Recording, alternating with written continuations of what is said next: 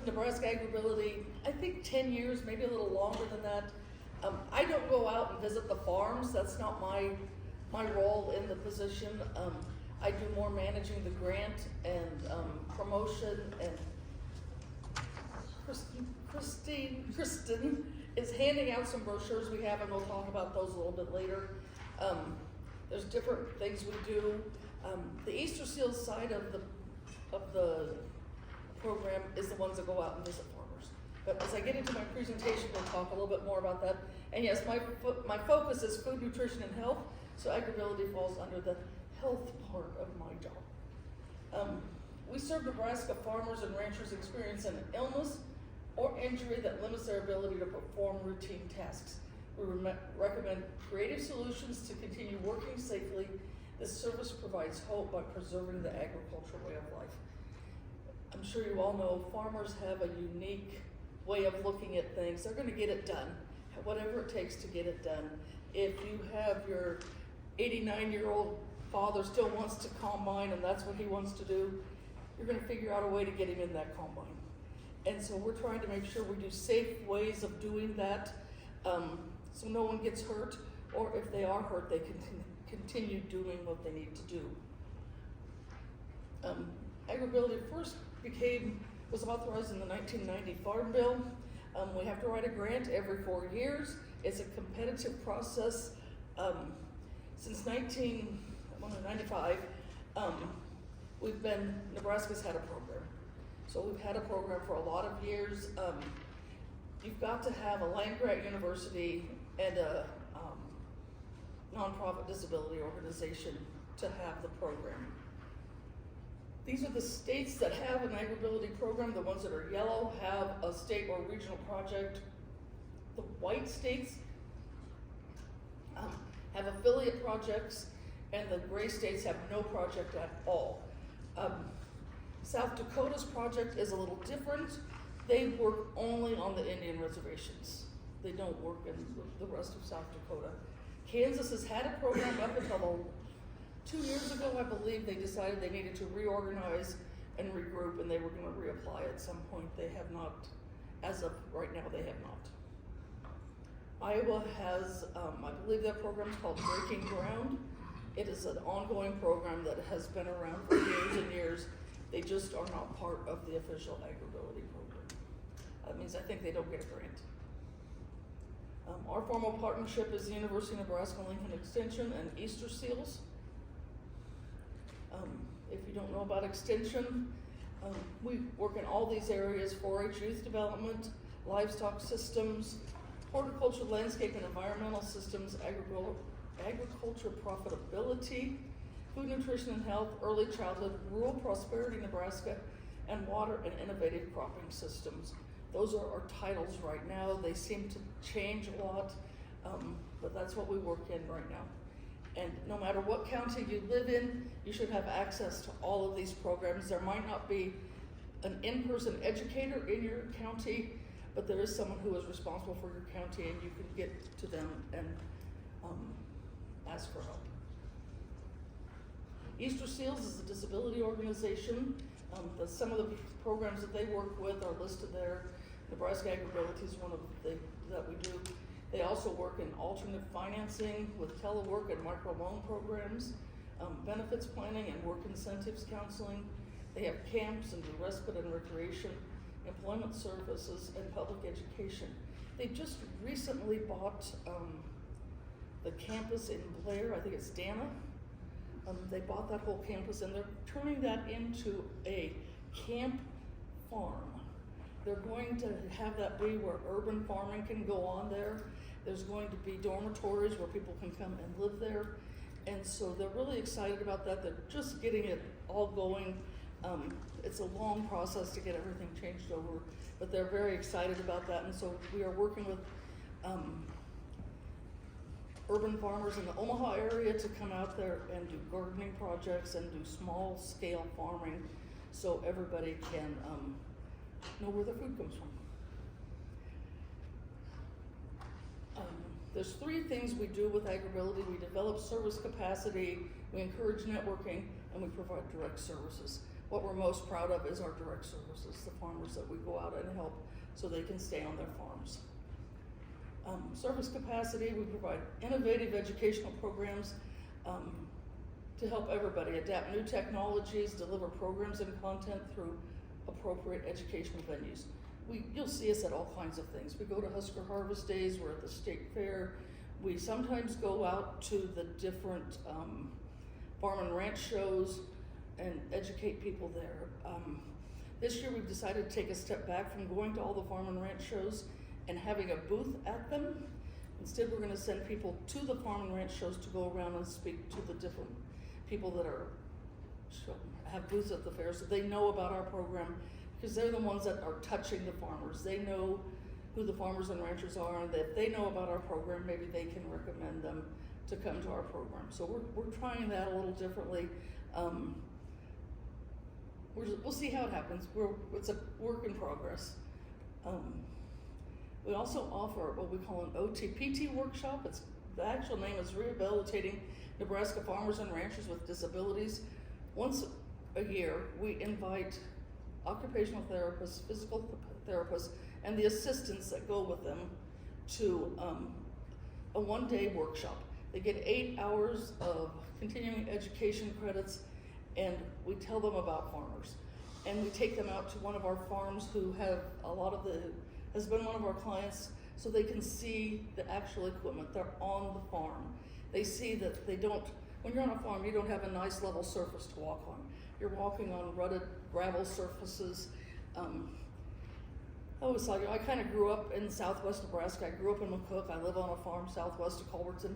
I thought, who doesn't know this stuff? You know there's gravel roads. You know that it's not level surfaces. I drove some of the OTs out to one of the farms. As soon as I turned on the gravel road, they were, what is that? This is really gravel road.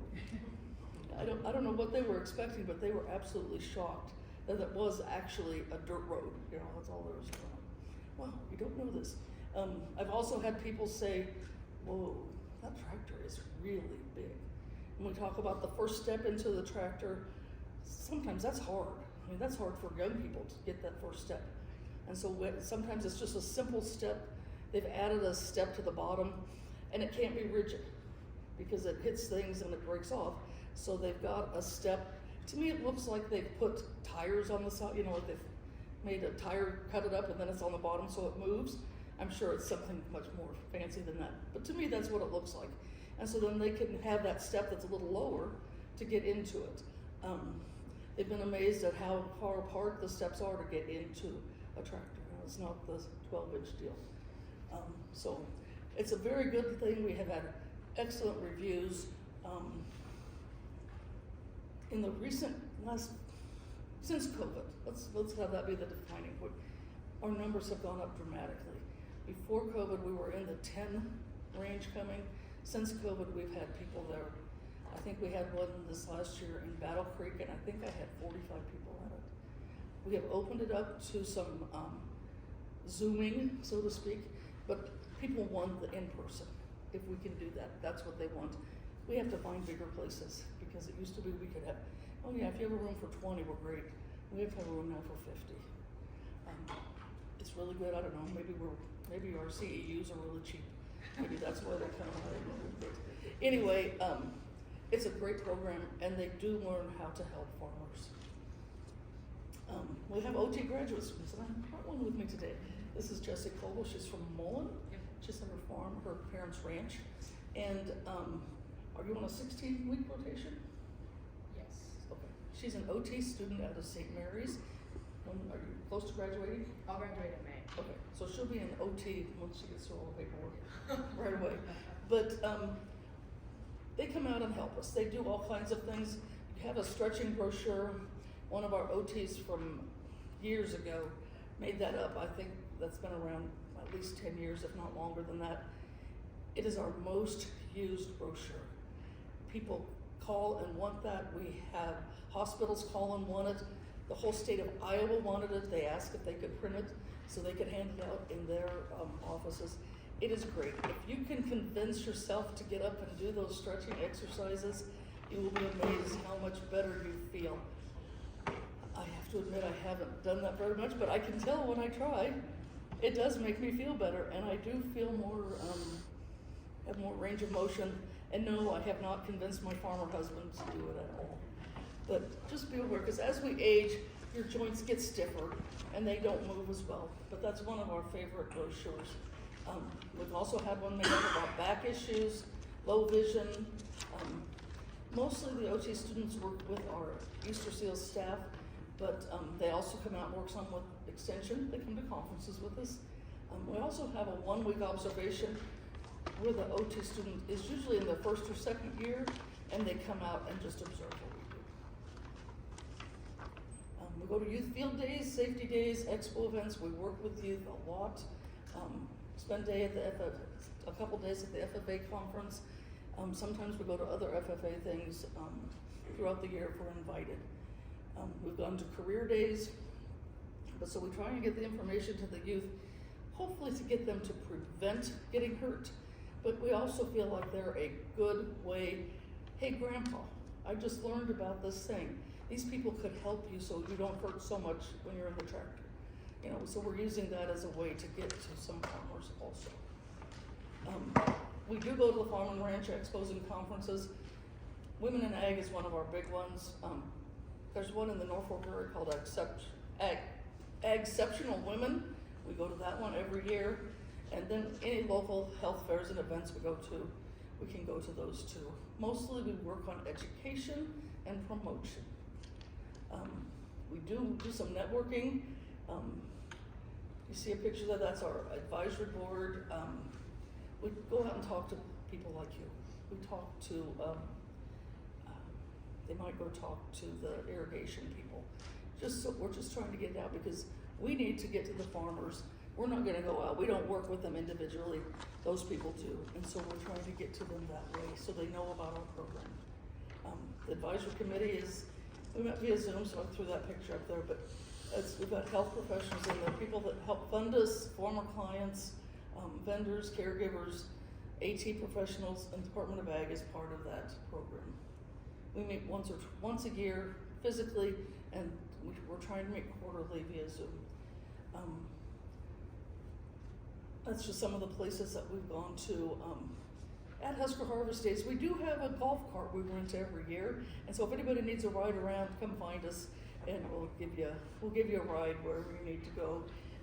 We mostly got that because during Husker Harvest Days, we have our clients come and help. They sit in the booth and talk, and so we'd like to get them, because a lot of them do have mobility problems, and we like to be able to go to their vehicle, pick them up, and bring them to our booth. And then we also let them, as part of helping us in our booth, we let them use the golf cart to travel around Husker Harvest Days, because that's massive how far you have to drive or walk. Let's just list some of those other things that we do.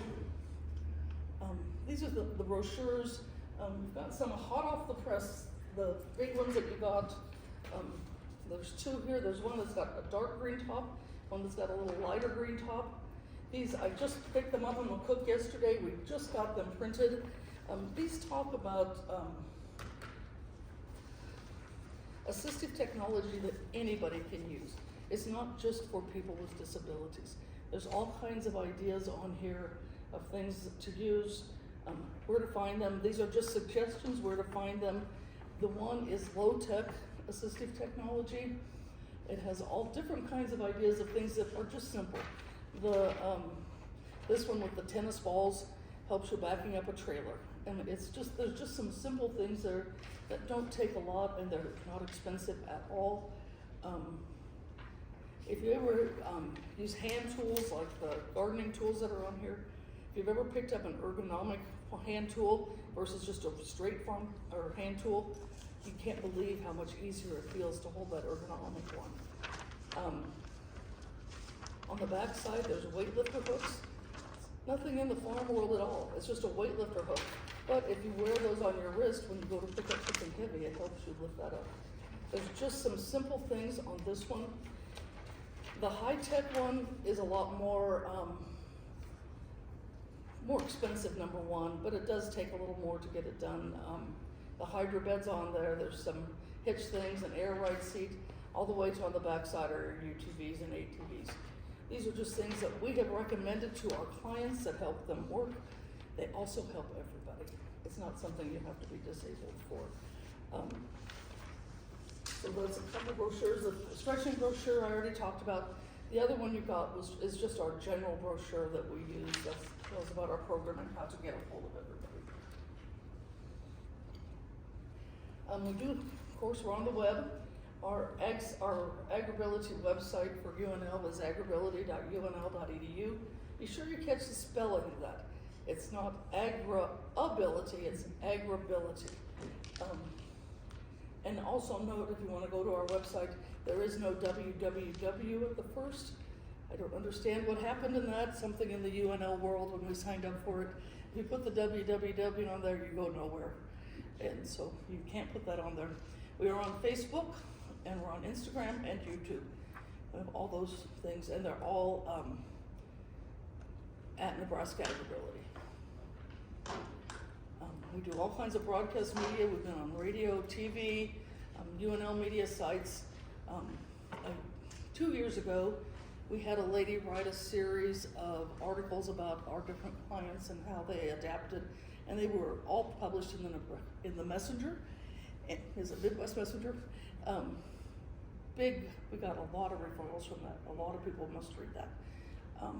We try and publicize ourselves wherever we can be, so we do have those things going. Then direct services. This young man's name is Will. He lives near St. Paul. He was in an auto accident where he has no use of the bottom half of his body. He cannot use his legs. I believe he has pretty much full use of his hands. But notice the saddle he has, it supports him. It was made specially for him in Texas. I happened to be at the conference when he picked that up. That was a big deal. He was excited to get that because now he can be back on his horse. I believe his family either owns or manages a feedlot, and so now he can do his work just like everybody else. In 2023, we served 49 clients in some way. 6 clients use the AgrAbility fund, which is funded through the unicameral or through the state. It goes through the state ag department, Department of Ag, and almost $250,000 was funded through that to help them get help farmers get some kind of assistive technology. We also work closely with VR, which is vocational rehab, and NCBVI, which is Nebraska Commission for the Blind or Visually Impaired, and we got $255,000 for them. VR a few years ago went through a big change how they fund people, and now there's a waiting list to get into it. They have to. I don't understand how it all works, but I know they have to make an application. There are 13 people waiting to get their needs funded through VR. This is one of my favorite stories. This was at Husker Harvest Days. This was Will in his standing wheelchair, and this was probably within a year of when he got injured and became needing a wheelchair. The old guy in the middle, and yes, I have permission to call him the old guy, is Steve. He lives by Grand Island. He had, I never say this right, Guillain-Barré, and he needs to be in a wheelchair. He still has some mobility, but not a lot. The guy clear on the right is Zach. He was in an ATV accident. It had just happened that summer. Husker Harvest Days in September. This guy just got this. He was really not in a good frame mentally. He was having a hard time. I don't know what I can ever do. And Will was like the Energizer Bunny buzzing around there in his wheelchair. He had figured out life is going to go on. He was good, and no, wasn't anything he ever chose for his life, but he had realized life will go on. But Steve got a hold of Zach and said, "So what do you want to do? What are you so sad about? You know, what are you being prevented to do?" And he said, "Oh, I want to do this and this." And he said, "Why can't you?" And he explained to him how he did that. He wanted to be able to do something with a car and a hoist. He said, "You can do that," and talk to him about it. I saw Zach's attitude change during that one meeting. No, he saw a long road ahead of him. It wasn't all better, but he did figure out that things would be okay just by having that one conversation. Anyone that has a disease or disability or disorder who's engaged in farming, ranching, or in other agriculture-related occupations is eligible to receive services. I wanted to read that because that's the rule. We have to have that. You've got to be involved in some kind of ag. And it can be ag-related. It kind of varies from state to state. Pretty much if you're involved in ag, we can help you in some way. This is a national project website. Lots of great information on that. But what you, as farmers, might use is the toolbox. And you can go in there and view by category or search if you need help with something. You know, maybe you can't grip anymore. You can put that in as a search and you'll come up with ideas of things that you can use. You don't have to be disabled to need some help with something. Have you ever used the spongy handles on the 5-gallon buckets? Those make a big difference if you have to carry those 5-gallon buckets very far. It just, your hands don't hurt so bad. That's good for everybody. One of my favorite things we use as low-tech AT is the hammer that holds the nail. It's got a magnet in the top and it will hold that nail in there, so when you pound it in, it stays on the hammer. You don't have to have 2 hands to do it. I love it. It's one of my favorite. There's also a simple fence opener that is grind up like this, or not fence opener, gate opener, and opens and closes the gate easily. And it's just a wheel. So lots of other ways to do that, but that's one thing. In the future, this year we've decided we're going to highlight disaster preparedness. We've had a lot of disasters in Nebraska over the last few years, and so we've decided we need to get everybody kind of up to speed on that. Networking, we're starting to try and figure out, years ago we had a peer network where people that were clients were invited to come in and become a peer where they could go out and officially talk to new people that needed assistance. And it got harder and harder to get everyone together. They wanted us to have a once a year educational thing. Well, if we had farmers, we couldn't meet during certain months, and if they were ranchers, they couldn't meet in the opposite months. It got harder and harder to get people together for a whole day.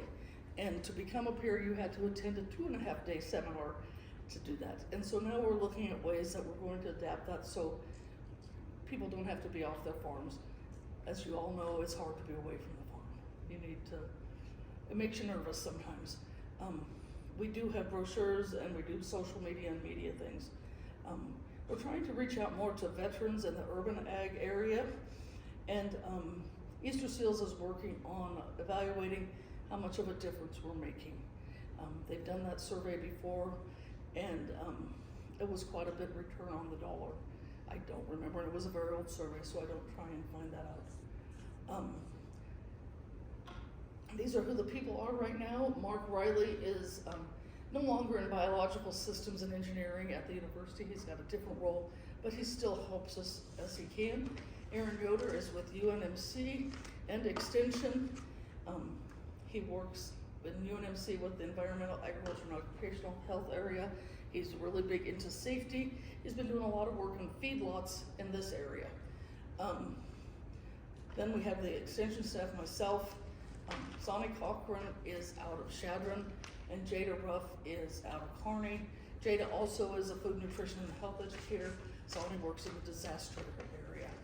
And our Easter Seals people, Angie Howell is the vice president. Emily Jacobson and Heather Lowenberger are the ones who go out and see people and make the plans for them. John Davis is retired from, I want to say TNL Irrigation, but I could be wrong. Maybe Valley. He was with one of the, now that I've said that, I think he's with Rimke.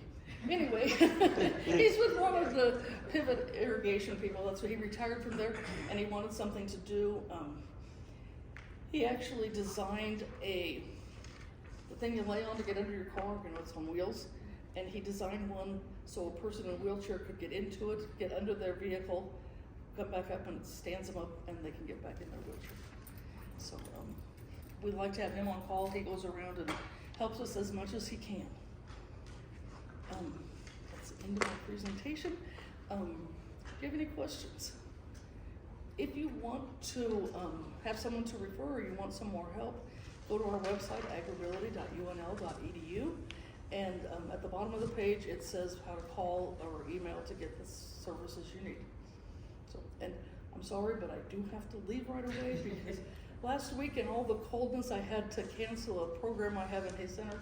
I have to be in Hay Center, but before 11 to do Instapot trading.